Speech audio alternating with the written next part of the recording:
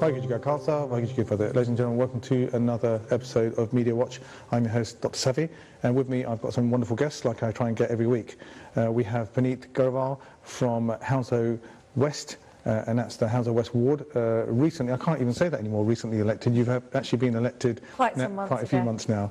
I must stop saying that. And also I've got the wonderful Jagraj Singh, who I've met a number of times before. I'm a real fan of all the work that he does, ex-PPE, but I won't go into that too much detail, ex-army, good entrepreneur of things that he's done, and kind of get too much kind of information about you, but one of the most important things he does at the moment is he's doing this wonderful Sikhi in English, and it's a brilliant website, and I will tell you more about it in a second. So welcome to the show.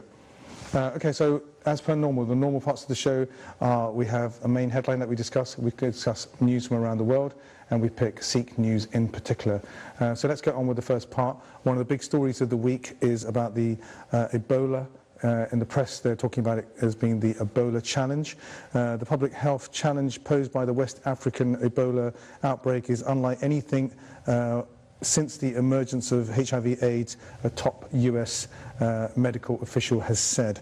And the UK suggests that the West African countries should do their own kind of screening. And only since recently, last night, there was a massive sea change that initially there wasn't going to be any screening in the UK for any people coming in from that country, but there is going to be some additional screening. I guess the question I wanted to ask my guests today was to say, well, first of all, Puneet, is to say, this is an epidemic that's really ravaging parts of Africa. If you look at the cases, I know we spoke about this last week, you had a case of just one about a year ago, sad situation, that child died. Now we've got a picture showing you of all the different areas that are being rapidly affected. Is this something that the public should be worried about?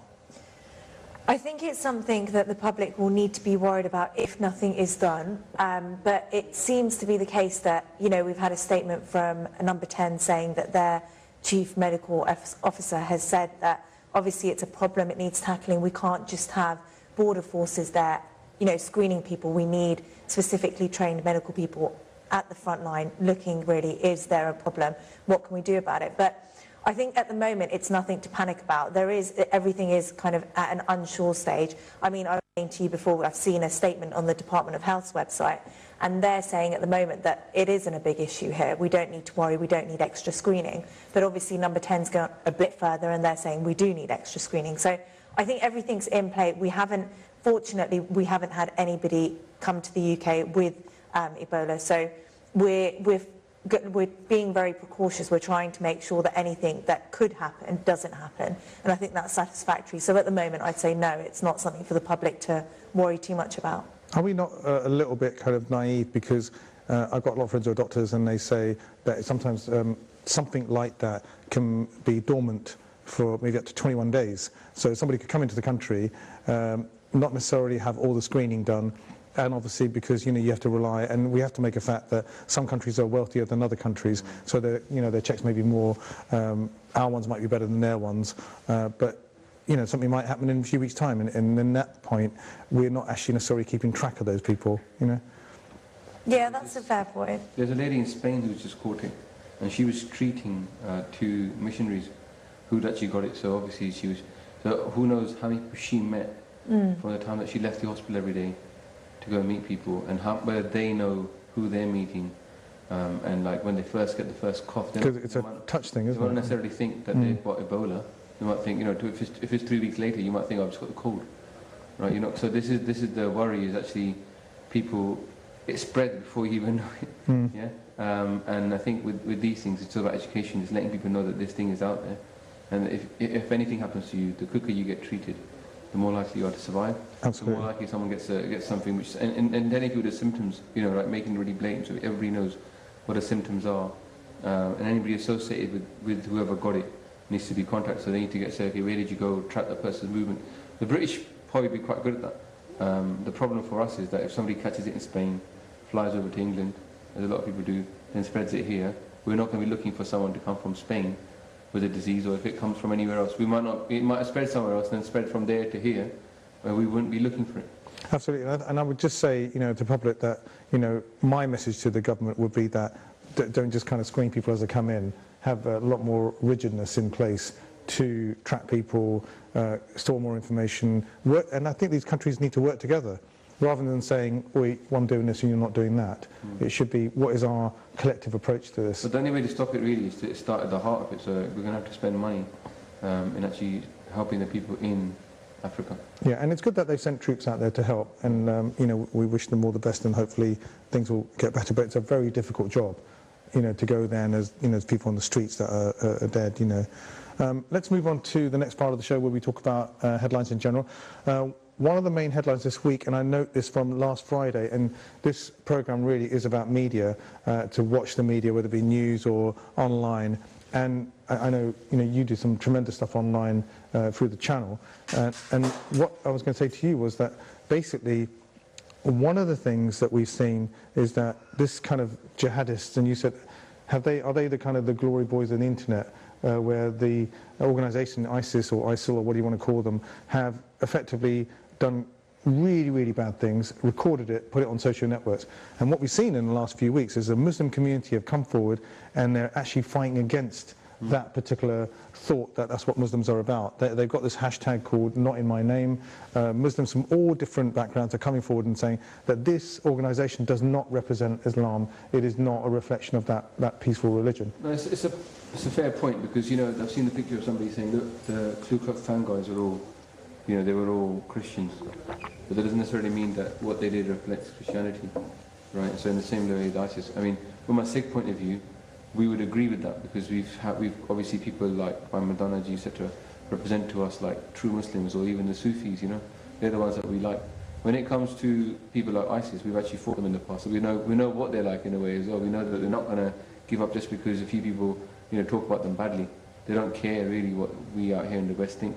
The only difference is that when they first came about, they became like the guys that are actually doing something, and there was a lot of Twitter, there was a lot of Facebook people following them and sharing their videos. And they were like the glory boys, you know. So at that point there was a kind of like a momentum towards them. But I think if the current trend of this Not In My Name and it's becoming very prevalent, then it may turn against them, because what you really need is for the mass of Muslims to reject this, right? But a lot of them, you know, everybody's always complaining that the average Muslim, what do they say against this? That's the kind of consensus you get from people saying, well, where are the masses of people that are actually complaining? I think if they do it very vocally, then other people will see that, and that will reassure them that actually IS is actually a militant, sort of a not unusual organisation. Because I'm sure I'm speaking for, not I'm speaking for a lot of people, I'm sure there's a lot of people out there that actually believe that all what IS are doing is actually like true Islam.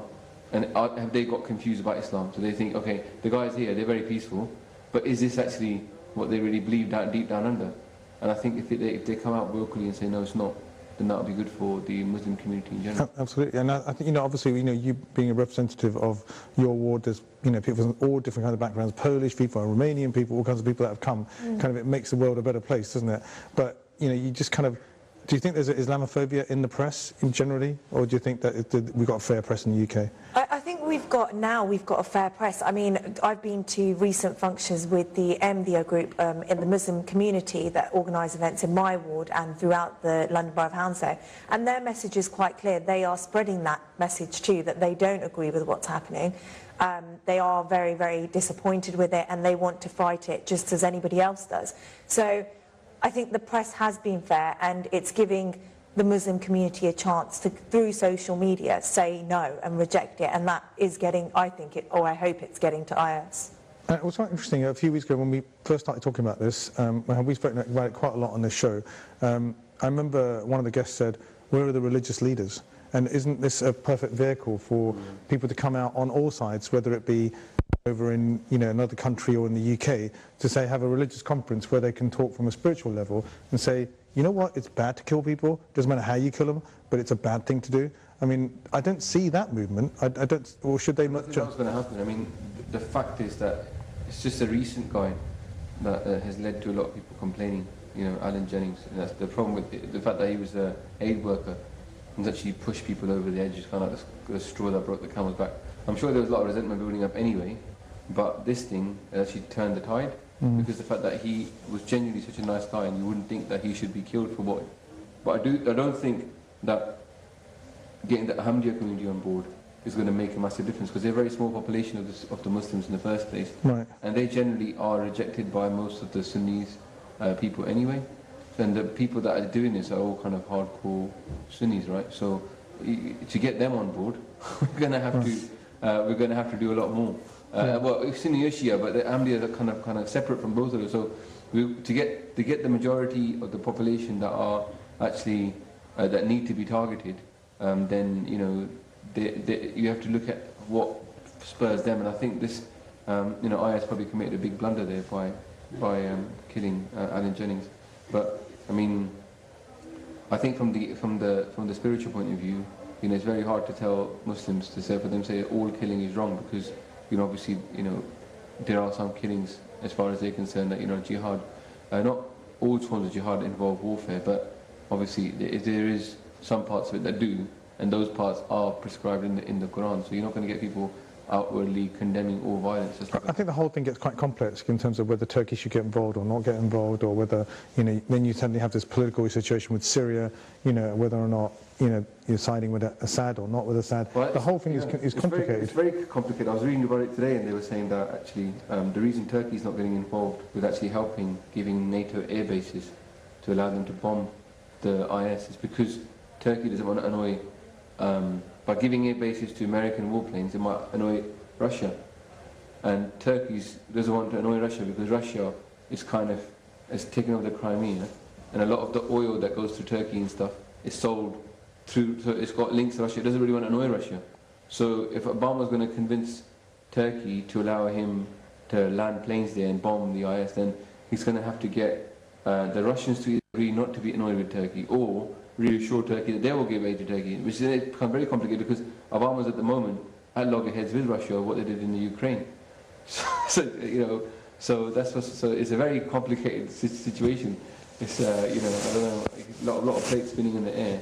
Absolutely. I wouldn't want to be in that situation. Want to be in any politician's situation, yeah. What to do? What's the right thing to do at that moment? It's very complicated. It's difficult to be in politics. And talking about politics, there's kind of the hot link into the news that comes off the press literally today about the fact that UKIP have won by a huge, so it's like 57% or something ridiculous that has been.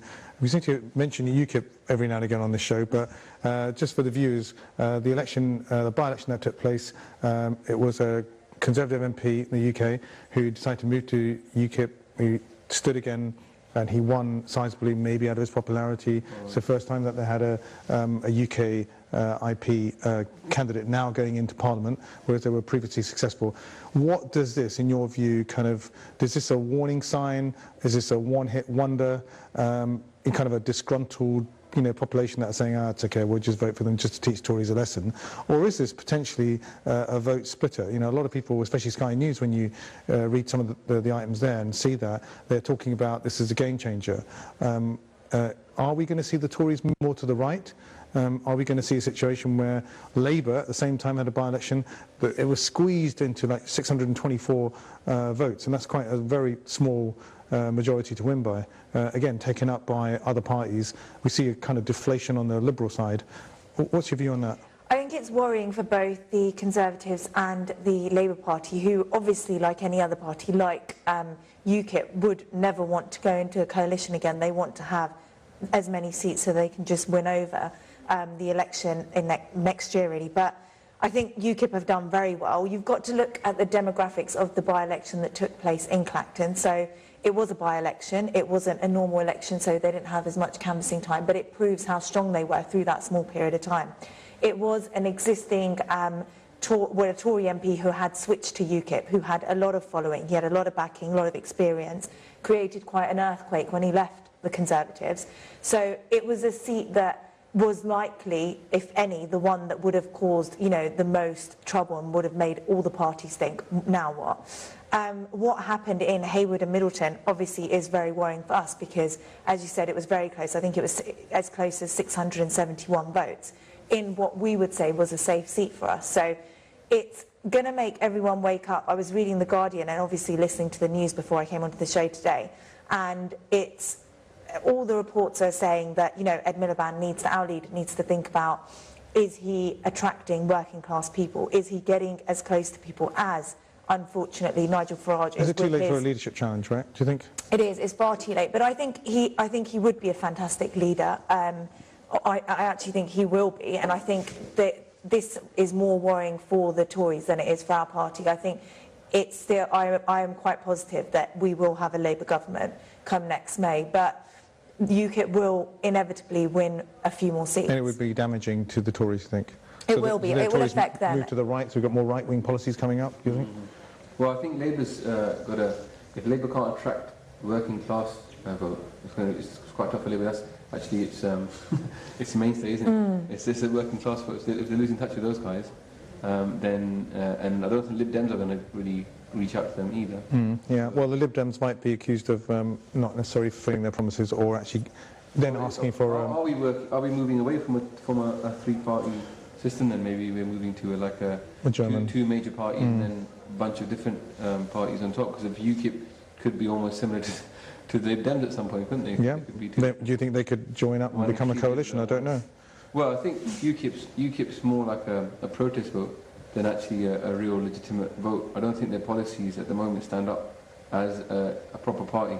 So I think that they're all right for a protest vote, but as soon as they become too big, there are going to be people that collapse. It's almost a problem that's always plagued the Lib Dems, isn't it? Because they've never been in power. Or loads of people that would vote for you, but you just I'm not sure if you're going to perform in power. Right. So yeah, we might have these two bits on the left and right, both not getting enough votes to actually be viable parties, but not really being viable parties in the eyes of the public anyway. Both being protests, like the protest Liberal vote versus the protest right-wing vote. This will be interesting. And you've got these two parties that are competing over. There are probably going to be more coalitions coming up if it carries on this way. Yeah, lots of little parties. Which doesn't bode well for British politics. Yeah, a couple of Greens here or whatever. But I think UKIP, obviously people are disappointed with the coalition and what happened with the Lib Dems, but I think the Lib Dems reach out to more people and their policies are still a lot more concrete than those of UKIP. Yeah. UKIP, racist statements about people with HIV, it goes on. Their leader is completely insane. Maybe he's an opportunist. He is, and it would be worrying for the British public if they got too many more seats. So people really need to educate themselves before they make that choice who they're going to elect in May. Because if they make the right decision, if they make the wrong decision, it's going to be really, well, really the damaging. repercussions for 5 years. Yeah. I think that's people don't vote sensibly in this country at all. They don't educate themselves about the policies more. Yeah, it's maybe there's a better politics, isn't it? No one really knows why they're voting for that person. And no, you're not with it the other day. You might not be sure what you voted that. We'll move on that subject. Let's very quickly. I wanted to ask you. We've only got literally about 5-10 minutes left. I wanted to ask you about this really bad, and specifically to you, because you've been in India a few times. We both have an interest in partition and what happened during that period. There was a bit of confusion that happened over Kashmir, and they're still fighting over it. Last week you saw open gun attacks on both sides, with it being India and Pakistan. 16 people died in Pakistan, 3 people died in India. It doesn't matter how many people die, people are dying, and why can't they just get around a table and sort it out? I think the Kashmir issue is a bit complicated. People over here people here assume that both sides would want to actually solve the conflict. But that's a very simplistic assumption, right? Because the fact is that the Pakistani army is actually very powerful in Pakistani politics. Like, we've had a lot of generals that have gone on to become the heads of the government. So the Pakistani army is only so powerful because there's loads of money being pumped into it, and the money's being pumped into it because of the fact that there's this conflict over Kashmir, right? So they have a vested interest in keeping the conflict going, and that allows them to get all the funding. Otherwise, the people will not be so popular. So they're not keen to resolve it. And on you the think, Indian side, right, having an enemy allows them to actually control the Kashmiris, right? Which they don't want them to become too independent, because the Kashmiris themselves, they want to be independent. They don't want to be part of Pakistan or India. So they've declared themselves an independent Kashmir, right? But neither side wants to let them go off. So it's not really about Kashmiris, to be honest. The other thing is that if the Indian government is having conflict over Pakistan and Kashmir, it can suitably then sort of say, well, we can't give Punjab people the freedom because they're right on the border with Pakistan. So they always keep this trouble with Pakistan brewing in order to control the border, and the border obviously goes through Punjab. Lahore and Amritsar are only about 19 kilometres. Yeah, absolutely, very close. So this is where Punjab comes into. So in a way, we suffer because of the fact that the conflict between Pakistan and India is not resolved. And then whenever they wanted to go and sort of put landmines down, which is a complete joke, because the Pakistani government was never really going to feasibly walk through into a nuclear country with ground troops, right? So, but they still landmined all the farms and stuff, you know, on that border. So, I think, you know, you've got to understand that they're not actually interested in peace, which is why, again, I always say, like, India needs a reboot, because it's the problem with it is not just, you know, at one level, it's at all levels. Yeah, at multiple levels. Small levels, high level, at all levels there's a problem. And it's the people that suffer are the Indians. I was actually having the same conversation with someone on the way in today and saying that basically, you know, how can you, you know, look into 50 years in the future when you've got to clear out the basic systems, whether it be bribery or the way the police work or the whole system. Well, Harminder Sahib is sending langar to Kashmir. It's not like Kashmir hasn't got enough food, right? But Harminder Sahib is sending langar to Kashmir to feed the people because of the floods, and yet these guys are still fighting over Kashmir. Now, Kashmir only want to be part of India or Pakistan. So that's interesting. Let's move on to the final part of the show. We note that this week is Guru Ram Das' birthday. It was on 9th of October. Yeah. And one of my favourite words is prolific. I always kind of have the most amazing respect for people that are prolific. Look at the fourth Guru's, what he's done, just some of the things that he's done. 688 shabads, the author of the Lawa, which is the hymn of the marriage, writes, designed the Golden Temple, planned and created the township of Ramdaspur, later became Amritsar, organisational structure of Sikh society. I mean, you've got your channel. Tell us a little bit about your channel, and also I really loved one of the lines here. I actually thought it was from the Lawa, which is one of the lines which says that... That's not from Guru Ram Das. It's not right. It says that basically, effectively, the Guru defines the Sikh marriage in these two lines, that they are said to be husband and wife who merely sit together. Are not husband and wife, rather than they are alone, they are husband and wife who have one soul in two bodies. So they're not like they sit separately, but they are, you know. I mean, that's not Guru Ram Das' own shabad, but obviously we use that to explain to people what it means to be married in Sikhi. But Guru Ram Das Maharaj, they're you know, amazing. Sit together, I meant to say. Look at their background. With another name for them is Sodhi Sultan, because actually from Guru Ram Das Maharaj, from their own sort of the male lineage, next all the Gurus come from there. So their son becomes Guru Arjan Dev Ji, their grandson becomes Guru Har Gobind Sahib Ji, their great-grandson becomes Guru Har Rai Sahib Ji, and then Guru Tegh Bahadur obviously also related to them. So, and Guru Har Krishna Sahib Ji, and then Guru Gobind Singh Ji. So everybody comes back to Guru Ram Das Ji. So he's Sodhi Sultan, that's why, because all the Guru then become the Sodhi ones. You know, the lineage of the Gurus, their all surnames all Sodhi. Guru Ram Das Ji actually was an orphan growing up. You know, they lost both their parents. As a young child, they met Guru Amar Das Ji, you know, knowing nothing, a very poor person, and then, you know, they dedicated their life to Guru Amar Das Ji. And they actually were married off to the daughter of Guru Amar Das Ji. So they were the son-in-law of Guru Amar Das Ji. Oh wow, okay. And they were actually picked for that. There's a beautiful story that, you know, the wife of Guru Arjan Dev Ji, Guru Angad Amar Das Ji Maharaj, she was saying, you know, it's time now for us to marry our daughter off. She's come of a certain age, Bibi Pani Ji was of a certain age. And he said, well, what kind of son do you want? What kind of son-in-law do you want for your daughter? And Mataji turns around and says, you know, someone like Bajetaji over there will be good. You know, he was Bajetaji at that time. And Guru Amar Das Ji says, you know, there's no one like Bajetaji apart from Bajetaji. You know, there is no one like him. Because obviously they were Akal Purkh's light on earth. And then they were married off. And then one of the shabads that actually comes up with that marriage ceremony of the two. I'll repeat that line again because I didn't actually get it quite right. That they are not said to be husband and wife who merely sit together. Rather, they alone are called husband and wife who have one soul in two bodies. Yeah. And Guru Amar Das Ji, when they asked Guru Amar Das Ji, you know, it's traditional for someone to give dowry or something to the groom. What do you want? And then they're very clever, or you might say they're very dedicated, because that was their one chance to ask for something from the Guru, right? So that time they asked, you know, this is Shabad we even read outside every night. Har ki jan satkur satpur ka bino guru guru pasam kire kiran satkur sai kar diya naam pragas mere meet kur de mukho ram naam pragas. Yeah. So they basically asked for naam. At that time they said, just give me complete enlightenment. I don't want anything else.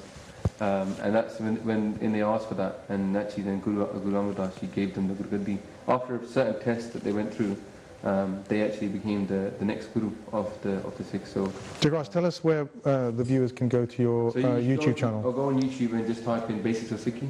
Yeah. There's loads of English videos, and there's actually stories of the Gurus, the 12, all the Gurus, their history. That's in Bible. Baljeet Singh did that. In the Waheguru course, we've gone through all of Japji Sahib, we extend Japji Sahib and Katha and Park Avenue Gurdwara. If you're in Southall, then come to Southall Gurdwara, Park Avenue Gurdwara every Sunday from 6 to 7. And we do a Katha. And then you record it and stick it on YouTube. We record it on YouTube, goes on there, but also then from 7:30 to 9, we do a Q&A. I was going to say, on the 1st of November to the 7th of November, just because of Guru Ramdas Ji Maharaj was, they obviously took that idea of langar, they made it very big, and obviously Harmandir Sahib has got so much langar now, we're going to be celebrating, we're trying to make something called National Langar Week. So across the country, all the Gurdwara and all the university sorts get together, and they all have langar, and they invite people into the Gurdwara for a week. So for the 1st to the 7th of November. Maybe something to maybe take back to Hausa West. Yeah, definitely. Park Avenue's on board, Hamlock Singh Sabha, East London Singh Sabha, they're on board. Go back to the council and mention it next to your next meeting. To go to and educate themselves somehow. Absolutely, get free langar, right? Get enlightened as well at the same time, and get educated, which is important. All part of making sure that you become a better person, really. So really, that's it for the show this time round. Thanks a lot to my guests for tuning in. I really appreciate it very much for them tuning in previous shows and then now coming here and taking part as well. So until next time, if you'd like to send us, by the way, any kind of contact, you can send us an email at info@seekchannel.tv or follow the Twitter hashtag on #MediaWatch. And we look forward to seeing you next time. Waheguru Ji Ka Khalsa, Waheguru Ji Ki Fateh.